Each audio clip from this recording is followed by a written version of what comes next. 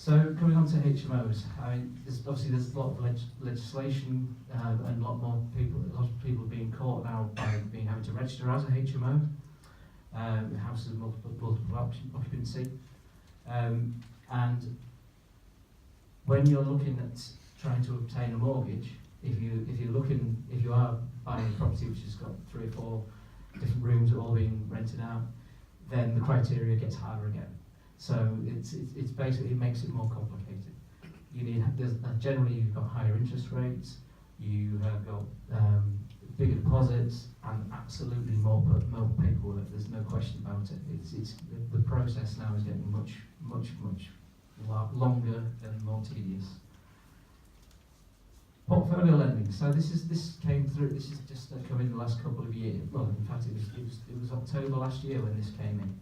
So now, usually, if you've got 3 or more buy-to-let properties, including the one that you're looking to remortgage, you then move from being being a buy-to-let mortgage holder to being a portfolio lender. And basically, what that means is that they will need a lot more information when you're trying to get the mortgage. Sorry. They will, in some cases, ask for a business plan, which never used to happen beforehand. And they will you'll basically have to give a schedule of every single one of your buy-to-lets, even if you only have 3, and they will actually assessing across the whole portfolio rather than just on the individual property. So this is basically, again, is just another instance of the criteria being tightened, and the length of the application process is now quite painful. I did one on Tuesday. We only had the guy with just 4 buy-to-lets, and it took us 3 hours to put the application through. This is online and getting stuff together, and the information that they're asking for is getting more and more onerous and taking longer, basically. And as I say, the underwriting on the whole portfolio rather than on the individual property. So it's very easy to suddenly become a portfolio landlord when you've only got three properties, and it just makes it much more difficult to obtain a mortgage. So I'll move across from that. So yeah, basically the bottom line for and this is the same if you're trying to obtain a limited company mortgage as well, is that there's going to be more paperwork, a longer process, and you need to be looking at specialist lenders. But it can also be a positive if people are looking to gear up. If you're buying a new property and you've got quite a lot of equity in the rest of it, they'll take a look at it as a whole rather than on an individual. Right, so to fix on it to fix. So despite all of that, everything said, which is terrible, basically there's never been a better time to actually get a deal from the rate point of view. We're still at historic interest rate lows, and some of the deals are absolutely fantastic at the moment, and partly as well because of the competition that's going out there. And there's only one way that interest rates are going to go is up, but they're still very, very low, and there's still some cracking deals out there at the moment. So this is some examples, and these are real life from this week. And this is having if you've got a minimum of 25% deposit. There's currently 2-year fixes at 1.85% for buy-to-let, 3 years at 2.19, 5-year fixes from 2.44. So there are some absolute belting deals out there at the moment. Once you've got everything together to actually get them, and these aren't going to hang around forever, because obviously interest rates at some point are going to rise.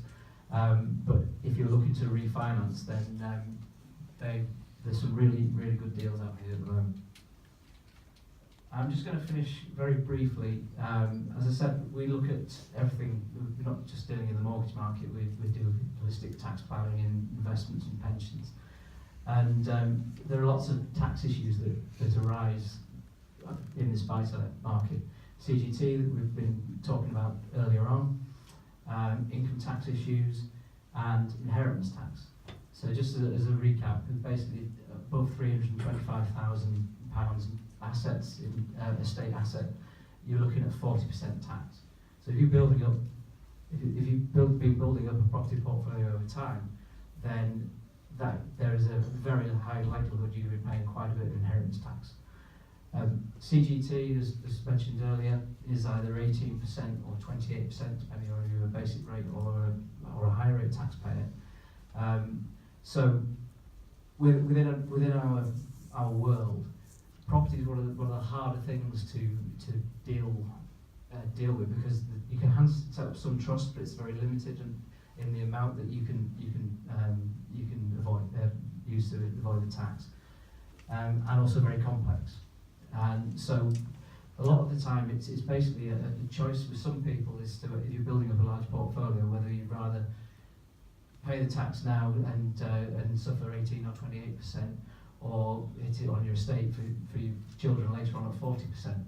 So when you're actually looking at the properties themselves, what we're finding is it's much easier. We can do all sorts of planning to basically mitigate inheritance tax, but when it's actually as a property, it's very difficult. So people are looking at to make disposals and then try to obviously avoid the 40% tax. But there are some solutions, just for example, like an enterprise investment scheme, which is a higher risk, but definitely a higher risk kind of product, but it's backed by the government, and it's used to invest in startups and sort of renewable energies and things like that. But basically, if you make a gain, you can actually make an investment into one of these, and as long as you hold it for 3 years, you can defer the CGT.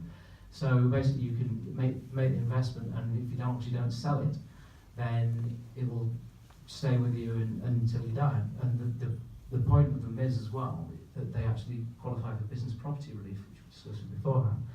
And after 2 years of holding one of these products, it's completely out of your estate from inheritance tax. I say that I'm not going to go into too much of the complexities of them, but you can defer the CGT. You can get it out of your estate within 2 years, and you can also, as well, if you are paying income tax, then you can qualify up to, if you say you made a £100,000 investment and you have tax of 30,000 in that particular year, you can offset it against that income tax as well. So there are certain scenarios where you could basically you could reduce your tax by 98%. They are higher risk, but the risk. The thing about them is, the one thing you know if you're trying to sort of mitigate inheritance tax is that it's absolutely definitely going to pay 40% tax when you die. So I'd say I'm not going to go into the complexities of them, but there are some other solutions where you can realise the gains and get them out of your estate, and also kick the CGT down the line, because when you die, CGT dies with you. So basically, people can make the choice as to whether they're looking to realise money and control now, or whether they're looking to try and pass things on to their beneficiaries down the line. So it's just one of the little things that we can do. But as I said earlier, property is quite difficult when you're talking about inheritance tax to try and mitigate things when they're a property. And I think, what next? Yeah. Well, so I thought you have to say Brexit.